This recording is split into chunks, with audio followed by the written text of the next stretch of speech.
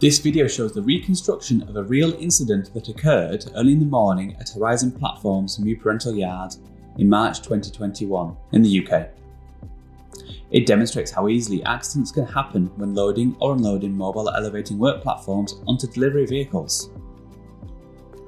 We will identify the circumstances and the events which led up to the incident, and then look at what we can learn, specifically the outcomes to minimise the risk of this type of incident happening again. First, we will see an animated reconstruction of the incident.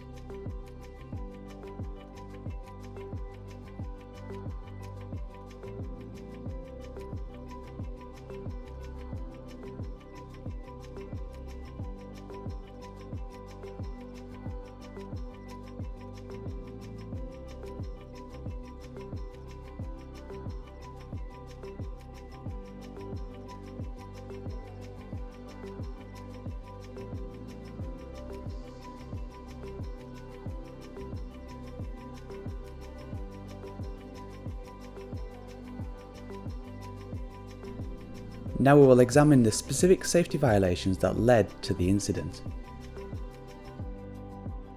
The MEWP involved in the incident is categorised as a push around vertical, PAV. PAVs are manually pushed into position to perform temporary work at height. Most PAVs weigh between 250 and 500 kilograms. Pushing them across a flat, even surface requires minimal effort. A PAV should always be winched on and off a delivery vehicle. They should not be manually pushed up or down a ramp. Here we can see the PAV is being manually pushed by a number of operatives to the side of the ramp after the winch rope has been disconnected. The operatives were unable to winch the PAV fully into position due to the number of MEWPs already on the delivery vehicle. Once the PAV was manually handled into position, the swivel caster brakes were applied. These brakes on a PAV are fitted to two caster wheels. The main brakes are activated when the platform elevates. The purpose of the swivel caster brakes is to stop the machine from moving on a level surface and for parking. They are not designed to prevent the PAV from moving if it is on a slope. The only available space for the PAV was at the rear of the bed on the slope. Rental companies would normally have loading patterns for the maximum allowable number of MEWPs that can safely fit on a delivery vehicle.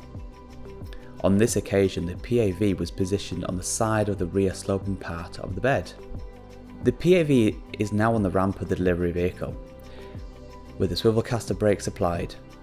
The PAV has not yet been secured with straps, as the operatives were considering the loading of the additional PAVs. At this point, nobody is holding the PAV in position. In total, there were 6 people in the area at the time of the accident. The driver was relatively newly trained, and the loading sequence proving to be more complex than first anticipated. Naturally, his colleagues in the area were all trying to help. There may have been too many different opinions on how to position and secure the load. This would have been overwhelming and confusing for the driver. The PAV was still not secured, and eventually the brakes could no longer hold it in position. The resulting effect was the PAV rolling down the ramp towards another PAV. It narrowly missed a person who was standing by the next machine to be loaded at the bottom of the ramp. The momentum of the PAV travelling down the ramp and off the side caused the imbalance which led to its overturn. If the PAV had hit one of the bystanders, it could have caused major injury or worse.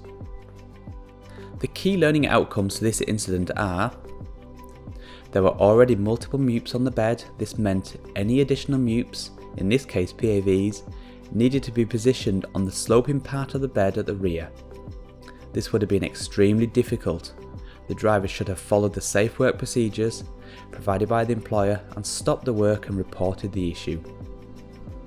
There were many MEWPs on the delivery vehicle, which meant the winch would only pull in a straight line, as the winch rope was already routed onto some of the machines. So the driver was not able to winch and position the PAV at the same time. The PAV was partially loaded using a winch. The winch hook was then removed before the PAV could fully be winched into position and secured to the bed of the truck. The winch rope hook should have only been removed once the PAV was restrained. Once the winch rope was removed, the PAV was manually positioned by hand and the swivel caster brakes were applied. Eventually, the swivel caster brake could not hold the machine and the PAV rolled uncontrollably down the ramp into another machine, narrowly missing a person. Remember, partial securing of the PAV with a securing strap whilst the other PAVs were loaded would have prevented the PAV rolling down the ramp. Let's look at how this task should have been performed. We can separate this into two different categories: planning and loading, unloading. Delivery requirements should not solely determine the order in which MEWPs are loaded. Plan load configurations for the type of MEWPs and the vehicle capacity. PAV should ideally be loaded on the flat surface of a bed.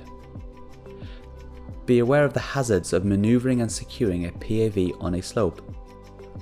Consider how the driver will unload the PAVs on site. If a situation is unsafe, always stop work and report it. Winches should be used to load and unload PAVs. Ensure the winch is attached when the PAV is unsecured during loading and unloading. Consider how you will unload the PAVs on site. This incident could have been prevented by proper planning and following good practice guidance. For more information on safe loading, unloading and transportation of MEWPs, visit IPAF.org/load.